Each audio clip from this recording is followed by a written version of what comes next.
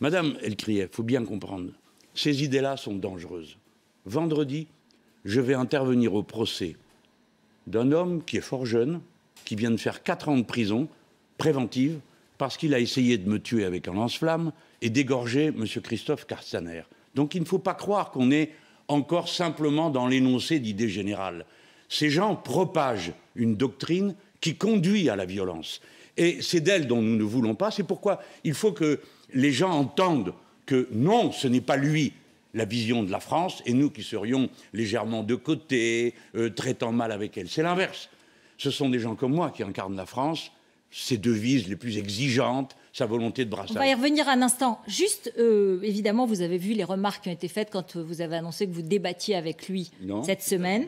Il y en a qui ont dit, tiens, mais vous avez dit dans Libération, vous ne vouliez pas que la campagne tourne autour des débats puants avec Zemmour et compagnie. Vous avez changé d'avis. Non, dans l'interview, je dis qu'on n'allait pas passer la campagne à discuter de sécurité et d'immigration. Alors, d'ailleurs, le débat que je vais avoir avec M. Zemmour, nous choisissions, puisque c'est un débat que moi je vis comme un combat, nous choisissions les thèmes. D'abord, je commence par dire que moi j'ai demandé lequel des deux voulait se battre avec moi, Madame Le Pen ou lui. Madame Le Pen, elle considère que ses chats sont plus importants que la vie politique. Mais lui, il a répondu. Et nous avons donc discuté des thèmes. Et lui a dit, moi je veux parler du grand remplacement et toutes ces folies. Et moi je dis, je voudrais parler de social, d'écologie, pour savoir ce que vous avez à dire, à part du mal des musulmans, qu'est-ce que vous savez dire d'autre dans la vie. Et donc l'émission aura lieu moitié sur ces thèmes, moitié sur les miens. C'est ça, je crois, important, non? Est-ce que vous n'avez pas envie de surfer un peu justement sur son phénomène, sur l'attraction qu'il exerce en ce moment, qu'on l'aime, qu'on le déteste, qu'il dise des atrocités ou au contraire qu'il ait raison, c'est pas le sujet. Il se trouve qu'il exerce une attraction à cet instant-là, à cet instant même. Et vous, le 29 août, regardons, vous l'avez interpellé, comme si vous vouliez finalement vous servir aussi de lui pour remonter un peu et le prendre comme principal adversaire. Écoutez. Ah, pardon. Quand Jean-Luc Mélenchon parle de créolisation de la société... La créolisation. Il paraît que M. Zemmour est contre. Il prend un mot qui fait plaisir. On pense aux jolies martiniquaises et aux punch. Mais en vérité, c'est pas ça qui nous guette. Ce qui nous guette, c'est les voiles et les kebabs halal. Et pourtant, n'est-il pas lui-même, du fait de ses origines, le résultat d'une créolisation à la française? Je m'appelle Zemmour.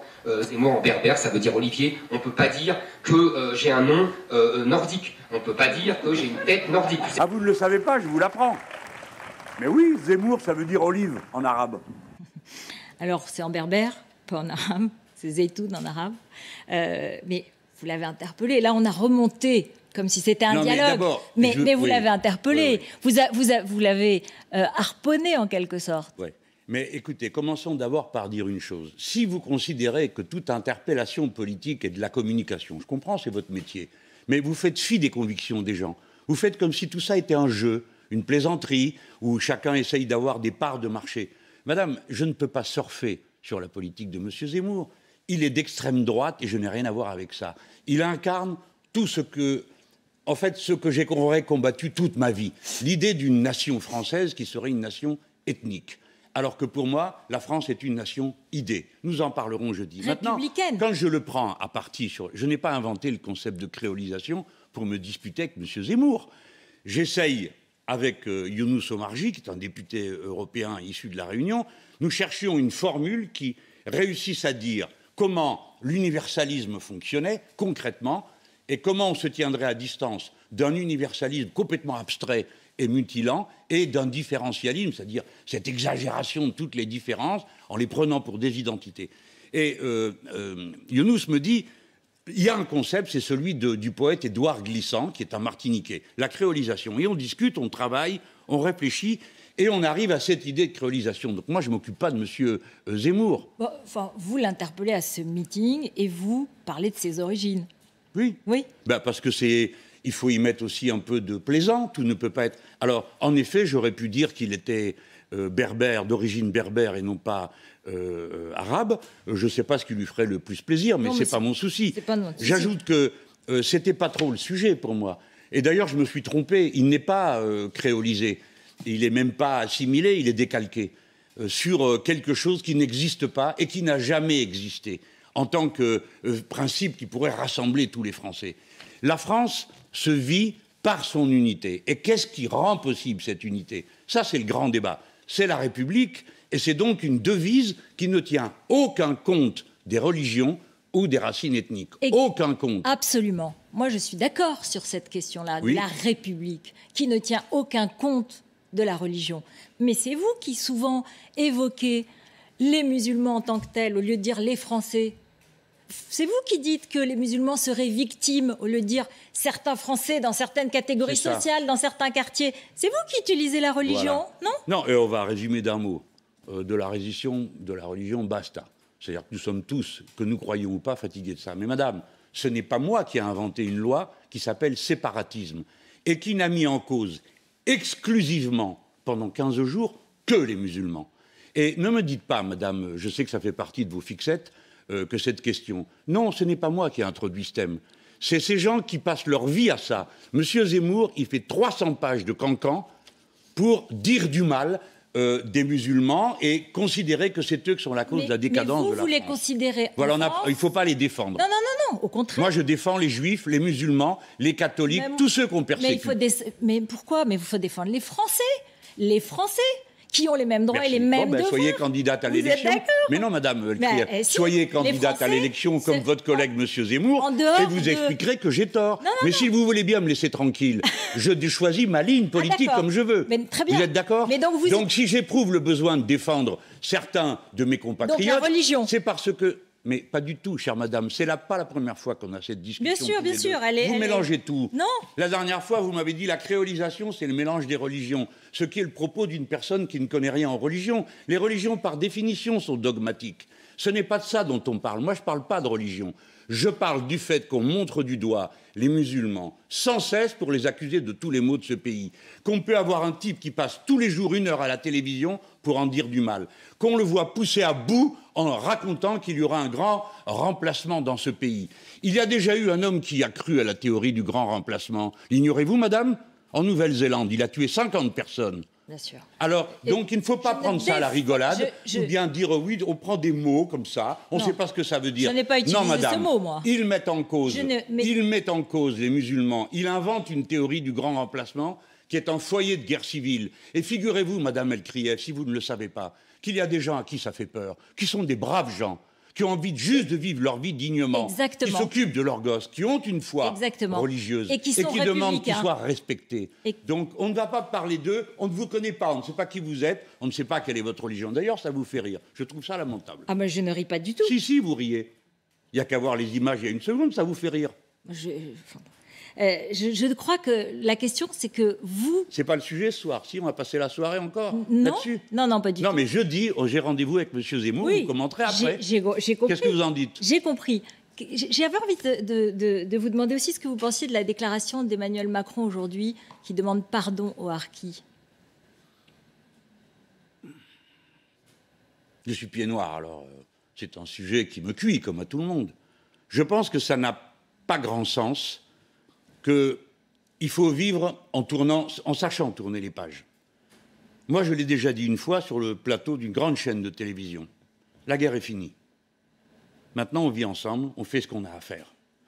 On ne va pas sans cesse revenir sur des blessures pour présenter des excuses qui, au fond, ne conduisent à rien. Ça ne veut rien dire. Ça n'a aucune conséquence.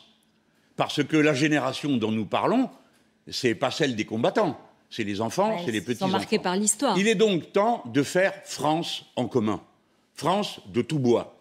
Et dans cette France-là, personne ne doit être montré du doigt pour son passé, pour sa religion. Personne. Voilà comment moi je me représente l'unité de la France. Par conséquent, c'est assez facile d'aller faire ici et là des excuses qui ne débouchent sur à peu près rien.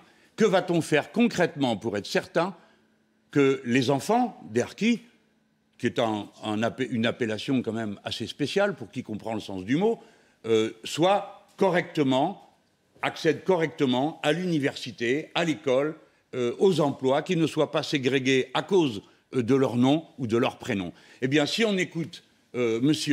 Zemmour, eh bien, il ne faudrait pas qu'il s'appelle Mohamed, ni vous David, ni rien de tout ça. Eh bien, ça c'est la fin de ce pays. Ce pays doit apprendre à vivre avec des Kevin, qui est un prénom breton. Il doit apprendre à vivre avec des Mohamed, qui est le nom d'un prophète, qui anime plusieurs milliards de personnes. D'autres s'appellent Jésus, d'autres s'appellent Marie, d'autres s'appellent Jean-Luc, comme moi. Voilà. Et à quoi bon passer des heures à touiller là-dedans pour trier les gens? Voilà, j'ai réagi, je vous l'ai dit. Tant mieux si ça fait du bien à quelqu'un de s'entendre dire ce genre d'excuses, mais ça ne mène nulle part. Ça n'amène à rien, sinon à reproduire sans cesse une histoire qui a été douloureuse pour beaucoup de gens. Beaucoup, beaucoup. Les écologistes, la politique, les écologistes. Il y a eu le résultat de la primaire du premier tour des écologistes et je vous remercie de nous réserver la première réaction. Vous avez été surpris par le duo qui est arrivé en finale? Non, j'ai intérêt par-dessus tout à ne pas m'en mêler. Il faut respecter ça. Les écologistes ont eu un certain panache, ont organisé une primaire interne qui a permis de voir le large éventail de positions qui se rassemblent sous cette étiquette. Ça va de positions très en rupture avec le système économique à des positions totalement conciliées. Vous avez dit dans Libération que c'était un parti de centre-gauche. Oui, je crois à peu près. Il se tient Alexandrine dans une Rousseau qui arrive en deuxième très élevé, très haut, c'est pas tout à fait centre-gauche. Si elle l'emporte, alors peut-être que nous ne dirons pas que c'est un parti de centre-gauche. Mais Madame Elkrief, ayez la patience des événements. C'est pas en tirant sur les pétales qu'on fait éclore les roses. Hein. Donc laissez le temps aux choses de se mettre en place. La structure du parti Europe Écologie Les Verts est une structure en mouvement qui ne s'est pas stabilisée et qui va se stabiliser dans cette élection présidentielle, certainement. Donc, ayons la patience de le voir. Et respectons-les. Moi, je ne me mêle pas de leur vote interne. Je n'appelle pas à voter pour l'un ou pour l'une ou pour l'autre. J'observe, j'écoute ce qu'ils disent, je m'y intéresse. Je mesure les points communs et les distances. Je vois les rapprochements. Par exemple, j'ai remarqué que autrefois, le terme de planification faisait horreur, on m'accusait d'être un étatiste. Bon, depuis, M. Jadot lui-même, qui est celui qui est le plus centriste de cet équilibre-là, dit l'État doit donner l'orientation. Bon, moi, je ne suis pas tout à fait d'accord avec le fait que ce soit l'État qui donne l'orientation. Je pense que c'est le peuple qui doit la donner. Mais il a basculé d'un bord à l'autre. Il faut qu'il trouve le temps de ses marques. Mais beaucoup de gens se sont rapprochés de nos positions. Sandrine Rousseau, si elle arrivait en tête à la fin, est-ce que vous lui proposerez une alliance, un rapprochement? Parce que vous dites d'elle qu'elle est la plus, je cite, rupturiste. Clairement, j'ai écouté ce qu'elle disait. Donc, à l'évidence, c'est celle qui est le plus proche de dans son contenu, en rupture avec le système. Non, mais il y a 1000 manières d'être en rupture. Elle était à vos journées. Vous verrez. Oui, aussi M. Piolle, qui, 3 jours après, a dit des choses peu aimables. Je suis habitué à ces sortes de mesquineries. J'ai encore vu aujourd'hui M. Jadot dire c'est pas du tout le sujet des Français. On va y venir, on va y venir. Bon, voilà. Mais juste, est-ce que vous proposerez à Sandrine Rousseau un rapprochement? Écoutez-moi, madame, pour que vous compreniez ma stratégie, ce n'est pas celle du commentaire, je ne suis pas journaliste, moi. C'est qu'est-ce qui peut contribuer à ramener le plus grand nombre possible et le centre même de la société vers les idées qui m'intéressent, moi.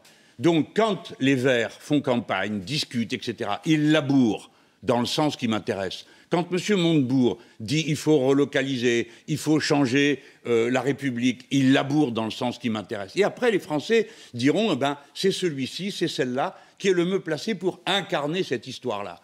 Voilà. Donc, ce qui nous compte. Ils peuvent grignoter aussi, entre guillemets, des parts de marché. Ils peuvent avoir le bénéfice de la nouveauté. On ne parle pas la même langue. Non, mais je fais. Non, mais vous l'avez dit. Oui, mais j'ai mis des guillemets. Vous les avez pas vus? Non. Vous n'avez pas vu? Bah si, il y en avait. Voilà.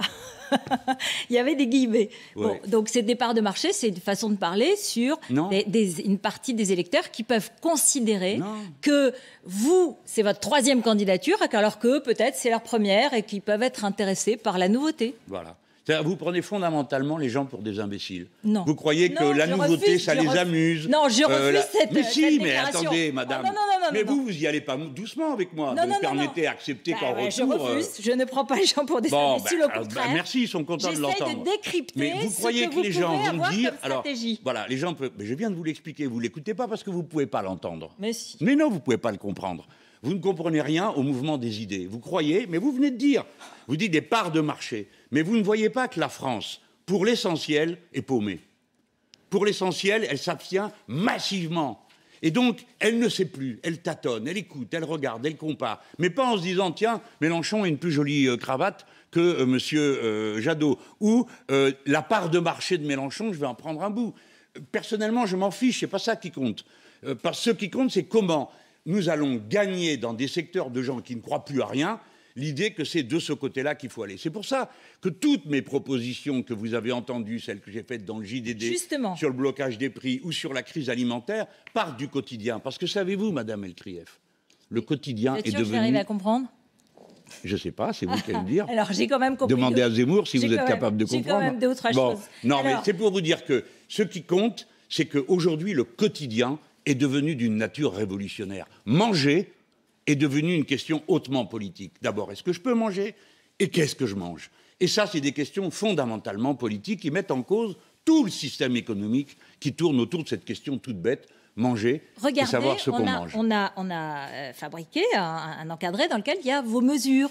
Les 5 fruits et légumes à prix bloqué. Vous voyez, ça nous intéresse quand même, les idées. La priorité aux cultures vivrières plutôt qu'aux fermes-usines. 100% de l'alimentation collective en cantine. Objectif 100% végétarien dans les cantines scolaires et 100% de végétariens. Donc, objectif, voilà, c'est l'objectif. Pour faire 100% végétarien, j'aime mieux vous dire qu'il faut trouver du monde pour le faire. Hein. Voilà, alors justement, moi je trouve ça évidemment, j'ai des enfants comme vous, comme Toulouse, et on comprend très bien qu'il faut qu'ils mangent sainement et qu'ils mangent d'abord. Mais comment vous faites pour indemniser les producteurs, par exemple, des 5 produits à petit prix? Comment vous faites pour indemniser les éleveurs qui ne livrent plus de viande aux cantines? Comment vous faites pour que les familles dont les enfants ne mangent pas de viande ailleurs qu'à la cantine, par exemple, s'en privent? Vous voyez ce que je veux dire? Comment est-ce qu'on fait concrètement? Est-ce qu'on impose? Est-ce qu'on dit c'est comme ça désormais et on laisse des gens sur le bord de la route? Ou est-ce qu'on a une autre idée derrière la tête? Comment ça se passe? Pour l'instant, on laisse des gens sur le bord de la route. Les paysans, ils sont pas un tous les 2 jours. On laisse des gens sur le bord de la route, 8 millions de personnes qui sont à l'aide alimentaire parce qu'elles ne mangent pas. Donc moi, c'est ça qui me préoccupe. Alors, il ne faut pas créer une situation où on dirait, je ne dis pas que c'est vous qui la créez, je dis, il ne faudrait pas se dire, ah ben rien n'est possible. Alors, vous avez des enfants, j'ai des petits-enfants, nous sommes intéressés à leur bonheur et nous ferons tout, vous, moi, quelles que soient nos opinions, pour que ce soit bien et que ça se passe bien. Nous sommes confrontés à un défi. Leur nourriture est pauvre en nutriments, quand on n'a pas les sous, et riche en graisse. Nous avons une épidémie de diabète dans ce pays. Depuis l'an 2000, il y a 46% de gens qui ont maintenant le diabète. Nous avons une épidémie d'obésité qui est liée aux excès de consommation de sucre. Donc, que pouvons-nous décider si nous voulons combattre? 1. Rationner le sucre et le sel dans les aliments. 2. Quand on dit vous devez manger des fruits, on se préoccupe de savoir si les gens peuvent se les payer. Donc j'ai proposé, puisqu'on dit 5 fruits et légumes, à petit prix bloqué. Vous avez raison, la question est posée, petit prix bloqué, qu'est-ce qu'on fait avec les paysans? Mais posez-vous la question de savoir si le prix qui est demandé pour les légumes qui arrivent chez le marchand, quand les gens viennent pour l'acheter, quel coefficient multiplicateur il a subi depuis le prix de départ. Donc mon idée, on dit quel est le prix qui rémunère le travail des paysans, et je n'ai pas fini de vous dire que ce prix va augmenter si on fait du bio, et on limite le coefficient multiplicateur. Il n'est pas normal que vous ayez des marges de profit... C'est-à-dire le bénéfice de la grande distribution. Bien sûr, parce que l'intermédiaire doit gagner moins dans cette affaire pour que le consommateur y gagne en qualité et le paysan en revenu. Mais je tiens à dire que si vous voulez manger mieux, ça prendra plus de temps à être produit. Et par conséquent, ça coûtera plus cher. C'est pourquoi augmenter les salaires est une mesure écologique. Si vous donnez aux gens les moyens de mieux acheter avec plus de discernement, vous verrez qu'ils le feront. Ce n'est pas vrai que les gens achètent de la nourriture qui n'est pas bonne, pensant qu'ils s'en fichent. Ce n'est pas vrai. Les gens mangent mal parce qu'ils sont pauvres. 8 millions, madame. Bien sûr. Voilà pourquoi je me suis dressé pour dire, écoutez, c'est bon, vous attendez qu'il y en ait combien, monsieur Macron, pour vous apercevoir que des gens ont faim dans ce pays. Mais comment vous faites, par exemple, pour obliger, vous dites, on obligera la FNSEA, c'est le grand syndicat agricole majoritaire, à accepter la fin des fermes-usines. Vous voulez interdire les publicités alimentaires, vous voulez interdire le Nutella, au passage, ça va déplaire à certains. Bon, non, je n'ai pas dit ça. C'est le journaliste qui, comme vous, m'a posé facétieusement la question centrale de l'agriculture. Est-ce qu'il faut interdire le Nutella? Alors, un malin et demi, je lui ai dit pourquoi pas. Ça parle à tout le monde. Mais moi, ce qui m'intéresse aussi, c'est est-ce que vous allez être du coup très autoritaire, très planificateur, très... Comment est-ce qu'on fait ? Parce que bien sûr, on a tous envie de mieux manger. Ça paraît quand même bizarre que vous n'ayez rien à dire sur le pass sanitaire. Ça ne vous pose pas de problème. Attendez. Le vaccin obligatoire, mais par contre, interdire des produits qui nuisent à la santé, alors ça, mon Dieu, tout de suite, c'est la dictature. Mais non, ça s'appelle la santé publique. La santé publique, c'est qu'il faut diminuer le sucre et le sel qui est dans les aliments. Si je suis élu, il y aura des règles. D'abord, il n'y aura plus de ministère de l'Agriculture, parce que le ministère de l'Agriculture, ça veut dire on produit agricolement, aussi bien du maïs pour des vaches qui sont à l'autre bout du monde, mais pas de légumes pour les gens qui sont ici. Donc nous aurons un ministère de la production alimentaire et qui se souciera de savoir si nous sommes souverains, c'est-à-dire si nous sommes capables de produire ce que nous allons manger et de bonne qualité. Voilà des idées extrêmement précises. Oui, les fermes-usines seront interdites, madame. Elle criait, il faut bien que des choses se décident. On ne va pas continuer à mettre comme ça, martyriser des animaux pour produire la fameuse viande dont vous vous réjouissez qu'elle soit consommée, qui coûte un maximum en eau, qui est de la mauvaise viande, parce que c'est de la viande qui vient d'animaux qui n'ont pas été élevés pour ça. Ce n'est pas du tout pareil que la viande des élevages qui sont faits pour produire cette viande, et qui est une viande qui est de qualité, qui coûte de l'argent. Maintenant, je vais vous dire, des protéines, vous m'avez posé la question tout à l'heure, on peut en trouver dans autre chose que la viande. Oui. Mais les goûts des jeunes ne sont pas faits comme ça. Alors, il va falloir qu'ils changent. Mais vous faites bien comme ça avec vos gosses, quand même. Vous dites, tu vas manger tout ce qu'il y a dans l'assiette. Alors, il dit, non, j'aime pas ci, j'aime pas là. Si, tu dois quand même le manger, goûte. On fait tout ça, non? Ils sont un peu grands pour que je puisse dire ça. Oui, mais alors, vos petits-enfants, alors. Oui, enfin, on verra. Bon, en tout cas, je ne me réjouis pas. C'est pas parce que je souris que je me réjouis. Je souris parce que je suis courtoise et que je suis intéressée par ce que vous dites. Alors, ça me fait très plaisir. Alors voilà, donc il faut quand même... Je m'étais trompé, je croyais que vous moquiez de moi. Il faut quand même le noter. Aujourd'hui, vous me parliez du pass sanitaire. Justement, Olivier Véran a annoncé qu'il allait être allégé de façon territoriale en fonction du taux d'incidence. Donc vous dites, c'est bien, tant mieux. Et avec moi, si j'étais président aujourd'hui face à l'épidémie, il n'y aurait jamais eu de pass sanitaire. Alors, c'est de plusieurs questions. Alors, donc, ils vont changer le pass sanitaire ou pas. Alors, déjà, c'est un peu la pagaille. Le pass sanitaire, oui, dans le TGV, non dans le RER. Maintenant, il y aura oui dans le Loiret, mais non en Essonne. Alors, donc, quand on passe la frontière, on a le pass sanitaire d'un côté ou de l'autre. C'est une pagaille indescriptible. Le pass sanitaire, je n'aurais rien à dire contre s'il nous protégeait. Je n'aurais rien à dire contre. J'ai approuvé certaines mesures au début. J'étais comme tout le monde. Que fait-on? Le confinement était la seule solution. On a eu le temps de réfléchir. Le pass sanitaire ne protège personne. Pourquoi? Parce que même si vous faites un test, il peut se trouver que 10 minutes après, vous êtes contaminé. Même si vous êtes vacciné, comme c'est mon cas. D'accord. Et je milite pour que tout le monde puisse accéder au vaccin. Parce qu'ici, il y a une discussion qui me paraît assez étrange. Donc, la liberté du choix suppose que ici vous puissiez choisir entre les vaccins et vous vacciner ou pas. C'est l'Organisation mondiale de la santé qui le dit. Mais qu'à l'échelle du monde, les gens puissent accéder. Parce que vous savez, dans les 3/4 de l'Afrique, vous ne pouvez pas choisir, vaccin ou pas. Absolument. Il n'y en a pas. Donc c'est très intéressant ce que vous me dites, parce que vous me dites en fait, en gros, merci. Je suis vacciné, je suis pour le vaccin, je suis pour... parce qu'il y a beaucoup de pays qui n'ont pas de vaccin ou qui ont des choix difficiles en vaccin, et donc on doit être content de l'avoir, c'est ce que je comprends. On doit être satisfait de l'avoir. En revanche, le pass sanitaire, il ne protège pas assez. Donc vous êtes pour un certificat vaccinal, pour un pass vaccinal, en fait. Non, mais si vous me posiez la question, je vous répondrai au lieu d'interpréter. Écoutez-moi, le pass sanitaire ne nous protège pas parce qu'il suppose soit des tests qui sont à durée D'accord, mais donc c'est le vaccin qui nous protège. Et deuxièmement, il suppose que vous soyez vacciné. Si vous êtes vacciné, moi j'ai fait ce choix. Je sais faire un choix lucide. Je sais que le vaccin ne me protège pas à 100%. Oui. Je sais que par rapport aux variants, il me protège encore moins. Mais je fais l'évaluation rationnelle de me dire, c'est mieux pour moi, ça diminue le risque pour moi. Mais je sais aussi, surtout, que je peux contaminer les autres. Donc, je ne répands pas l'illusion d'après laquelle il me suffirait d'avoir mon papier, que j'ai, passe sanitaire, pour dire, et maintenant, vous me fichez la paix, j'enlève le masque, je fais ce que je veux. Non. Donc, moi, je suis partisan des gestes barrières. On dit qu'il faut garder les gestes barrières. Moi, je suis pour les gestes barrières.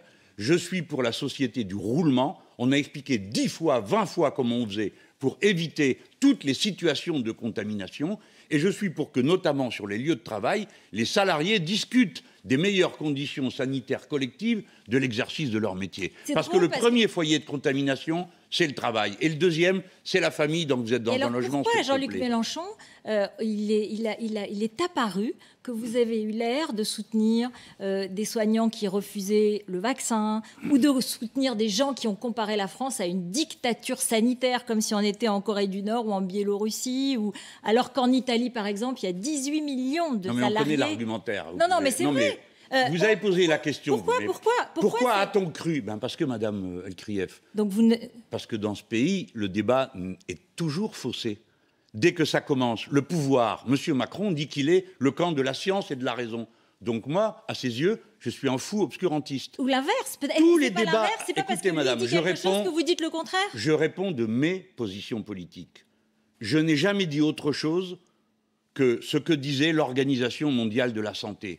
Le vaccin ne peut être obligatoire que dans certaines conditions. Et sinon, il faut convaincre plutôt que contraindre. Je n'ai jamais dit autre chose. J'ai toujours dit que tout le groupe insoumis était vacciné et j'ai dit pourquoi. Je dis que le pass sanitaire ne nous convient pas. Je dis que si vous voulez contraindre les gens, vous arriverez au résultat inverse. Voilà. L'art de gouverner un pays, pardon, on a le droit aussi quand même de faire de la politique. Ouais. Moi, j'ai jamais été élu fonctionnaire de l'Assemblée nationale. Je suis un homme politique, je défends une vision du monde. Je ne confonds pas l'administration des choses et le gouvernement des personnes. Diriger une société, c'est pas la diriger comme une start-up où on donne des ordres et puis vous n'avez plus qu'à obéir. Non, ça demande du doigté, ça demande de la conviction, ça demande du temps passé. Les Espagnols sont arrivés à convaincre toutes les personnes de plus de 80 ans, ils sont à 90%. Ils sont même allés les chercher. Ils sont allés chez eux, oui. Ils sont allés discuter. Mais en France, s'il n'y avait pas eu ce discours du 12 juillet du président, on n'aurait peut-être pas eu les 50 millions de vaccinés. Et donc pas une forme de protection aujourd'hui. Vous savez quoi? Écrivez-lui une lettre de remerciement. Non, mais c'est pas sérieux ce que vous dites. C'est peut-être regrettable. C'est peut-être regrettable qu'il ait fallu passer par là. Moi, on peut l'entendre. C'est peut-être regrettable. Mais c'est ce qui s'est passé aujourd'hui. Non, c'est pas ce qui s'est passé. Ah bon? Il s'est passé qu'un pouvoir affolé n'a pas su quoi faire. A commencé par dire que les masques ne servaient à rien. Ensuite, que les tests ne servaient à rien. Et quand on leur répétait depuis nos bancs d'opposants, mais l'OMS dit le contraire, nous ne sommes pas des savants. Moi, je ne prétends pas être l'homme qui dit ce qu'est la science. Qu'est-ce qu'on nous répondait? Attendez, écoutez-vous le 10 janvier 2021. Oh, je suis tranquille, hein. Je peux m'écouter 100 fois. Le 10 janvier dernier, vous avez parlé de l'ARN messager. Rappelez-vous, on va vous écouter. Oui. En effet, je ne suis pas rassuré par un procédé qui est tout à fait nouveau, dont on ne connaît pas les conséquences. J'ai appris à l'école ce qu'était un vaccin, et puis il se trouve que j'ai vécu assez longtemps dans le Jura, d'où est Louis Pasteur, pour savoir ce qu'est le vaccin. Donc, je préfère les formes traditionnelles de vaccination. Voilà, mais vous avez alors déjà, remarquons, puisqu'on est à faire de la com', que ce jour-là, comme j'ai dit que je venais du Jura et que donc là-bas on nous enseigne pourquoi? Parce que Louis Pasteur a fait ses travaux à Arbois. Donc tous les Jurassiens connaissent Louis Pasteur, savent ce qu'a fait Louis Pasteur. Alors on a dit, haha, Mélenchon pense qu'il connaît bien le vaccin parce qu'il vient du Jura. Non, il faut un peu respecter les gens qu'on a en face de soi. Hein. D'accord, j'ai quand même pour moi un niveau de culture moyen correspondant à la capacité de comprendre ce qu'est un vaccin. Supérieur à la moyenne, Jean-Luc Mélenchon. Premièrement. Deuxièmement, au moment où je parle, nous sommes tous dans la même situation, avec beaucoup d'expectatives sur l'ARN messager. Vous êtes totalement rassurés, et tous les téléspectateurs entendent Mme Elkrieff dire « Vous ne craignez rien, tout va bien ». Alors pourquoi vous me demandez de le faire à moi?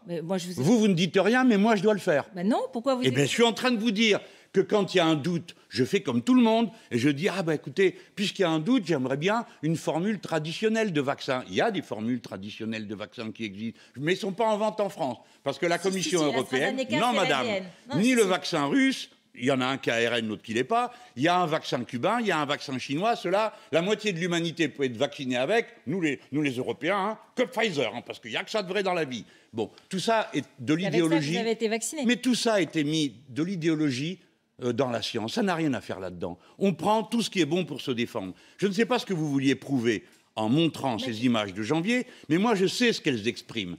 L'inquiétude, l'hésitation et la bonne volonté à bien faire. Parce qu'à ce moment-là, je n'ai pas dit « ne vous faites pas vacciner ». J'ai dit « j'aimerais bien qu'on ait accès à tous les vaccins, y compris à des formes traditionnelles ». Entre-temps, je vais vous dire ce qui me reste. C'est l'humiliation des Français. L'ARN messager c'est une découverte de 3 Nobel français. Absolument. Le vaccin, c'est Louis Pasteur en français. Eh ben oui. Nous avions avant une grande industrie de la dire pharmacie. Et maintenant, nous avons Sanofi Pardonnez-moi. qui fait des produits pour que les cheveux blancs ne deviennent pas jaunes, Jean-Luc mais qui est Mélenchon. incapable de trouver une solution Mélenchon, vous à un êtes- problème scientifique alors qu'ils sont gorgés d'argent de crédit d'impôt pour la Vous auriez recherche. pu dire ça ce jour-là, en disant l'ARN messager, c'est une invention française, avec 3 prix Nobel français, donc on a confiance peut-être en l'ARN messager. Mais bon, c'est un Mais non, grand mais débat. attendez, Parlons de mais la attendez, mais crise madame, mais c'est vous diplomatique. qui créez la confusion dans l'esprit des gens qui nous écoutent. Que l'ARN messager ait été découvert par 3 Français ne signifie pas que c'est forcément une bonne méthode de vaccin. Et quand elle est appliquée à un vaccin, ça ne veut pas forcément dire qu'il soit performant. Ne mélangez pas tout. Mettez chaque chose à sa place. Le savoir, d'abord, nous vient des scientifiques. Nous devons le manier avec précaution, vous et moi, parce que tout le monde nous écoute. Bien sûr. Donc si vous vous amenez avec l'air triomphant en disant « Yaka, faucon », ah ben c'est très facile. Sauf que vous mettez les gens dans une situation d'angoisse, de je ne sais pas. Donc il faut épouser son temps, son époque, les préoccupations des gens pour essayer d'y apporter des réponses. Pour ma part, je n'apporte que politique. Je ne suis pas un scientifique.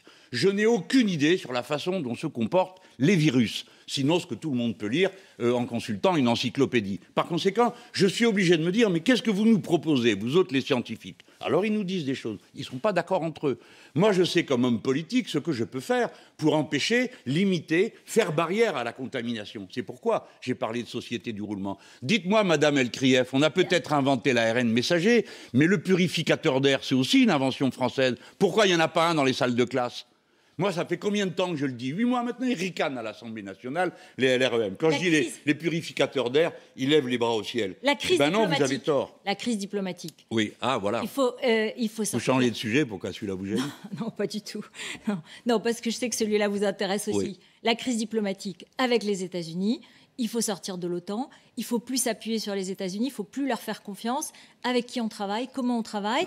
Est-ce qu'on peut travailler, par exemple, avec la Chine, qui aujourd'hui, on apprend tous les jours, mène une forme de cyberguerre, mène une forme de lutte d'influence sur l'Europe, sur l'Afrique. Oui, c'est vrai que c'est très critiquable parce que les États-Unis d'Amérique ne le font pas. Ils ne nous espionnent pas, ils espionnent pas notre président de la République, ils espionnent pas les comptes de... Mais ce sont nos alliés, alors nous sommes priés de trouver ça charmant. Bon, s'il vous plaît, un peu d'ordre dans cette discussion internationale. La France, elle a sa propre partition. L'alliance avec les États-Unis d'Amérique, certains s'en sont beaucoup réjouis. Moi, j'ai toujours considéré que c'était dangereux pour nous. Bon. Progressivement, on s'est aperçu que c'est un allié qui n'est pas très fiable et une alliance militaire qui ne l'est pas non plus. Nos chers amis et alliés turcs ont juste bombardé une base française en Syrie, comme si c'était leur affaire. On n'a rien dit. Ensuite, on les a vus nous insulter de toutes les manières possibles. Nous sommes pourtant membres de la même alliance, l'OTAN. Ensuite, là, nous venons d'apprendre que les États-Unis d'Amérique, sans parler à personne, décident de s'accorder avec l'Australie et l'Angleterre pour former une alliance anti-chinoise. Donc partons de cette base. Au passage, ils annulent les contrats des sous-marins. Bien sûr, il y aura un coût en emploi, mais il y a surtout un coût politique. Ça veut dire que les États-Unis d'Amérique ne sont pas un allié fiable, ce que j'ai toujours dit. Et aller vous mettre avec eux, c'est se lier les mains à des gens non fiables qui vous tournent le dos à la première occasion. Est-ce qu'on peut être seul ou ne pas nouer d'alliance, ou alors est-ce qu'il faut nouer des alliances au cas par cas, au coup par coup, selon les situations? Je vais vous répondre encore plus précisément. Tout à l'heure, vous avez posé une question. Vous avez dit, est-ce qu'il faut s'entendre avec la Chine? Réponse, oui. La Chine est un partenaire, la Russie est un partenaire. Si nous les traitons en ennemis, il ne faut pas s'étonner qu'après, ils réagissent comme s'ils s'attendent à être traités en ennemis. Je pense qu'on doit pouvoir s'entendre, discuter, travailler. On a beaucoup de choses à leur dire. On n'est pas d'accord avec l'exportation sauvage de toutes sortes de produits qui saccagent notre propre industrie. On n'est pas d'accord avec certaines formes de production. Avec leur rapport au dérèglement climatique, par exemple. Ils font mieux que les Américains. Mais on peut apprendre d'eux, mais un peu de modestie. Les Chinois ne sont pas juste des animaux inconscients. Ils font des choses, ils ont un plan, ils avancent des idées. Souvent, on n'est pas d'accord avec eux, ni surtout la manière de faire, parce que nous n'avons pas la même forme d'organisation. Mais c'est absurde de les traiter en ennemis. Et c'est ce que font les États-Unis d'Amérique. Et notre pays, lamentablement, signe des papiers qui les désignent comme des risques systémiques. C'est un risque si vous décidez que c'en est un. La Chine n'est pas un danger militaire pour la France, tandis que les États-Unis d'Amérique viennent de montrer que oui, puisqu'ils sont capables, en un jour, d'annuler, de faire annuler une commande. Est-ce que vous savez que le porte-avions Charles de Gaulle, les catapultes qu'il y a dessus, Quand nous avons refusé d'aller à la deuxième guerre d'Irak, les Américains ont mis un boycott dessus. Alors nous avons un porte-avions qui ne peut pas catapulter ces avions. Est-ce que vous savez que les turbines qui sont dans les sous-marins... Toute dernière question. Vous avez je vous donne des arguments. Oh, mais j'ai bien entendu. Sinon, vous allez m'accuser d'anti-américanisme primaire. Vous savez quoi, Madame Elkrieff? Le jour où il y aura de l'américanisme supérieur, je ferai de l'anti-américanisme supérieur. Le 17 octobre, vous lancez votre campagne depuis Reims. C'est là où on a sacré les rois de France? Oui, c'est vrai, oui.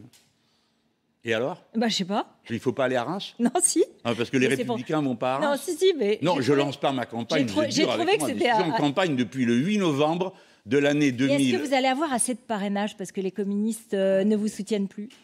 C'est une bataille, on va s'accrocher au terrain. Vous savez, il faut bien que les gens comprennent une chose. Quand un maire, il y en a beaucoup des maires dans le pays, ou un conseiller général, parraine, ça veut donc juste dire une chose, Monsieur Mélenchon, que je sois d'accord ou pas avec vous, ça m'intéresse que vous puissiez le dire. C'est une attitude de démocrate. Moi, je trouve lamentable que ce soit un privilège réservé à des élus qui n'ont rien demandé. J'ai proposé que ce soit 150 000 citoyens, 250 000 m'ont parrainé. Il me semble que ce que j'ai à dire peut intéresser le pays, surtout que la dernière fois, il y a 7 millions de personnes qui ont voté avec moi. Merci beaucoup d'être venu sur notre plateau. Ah oui, mais vous souriez parce que vous aimez m'entendre. Et je vous souris. Merci. Moi aussi.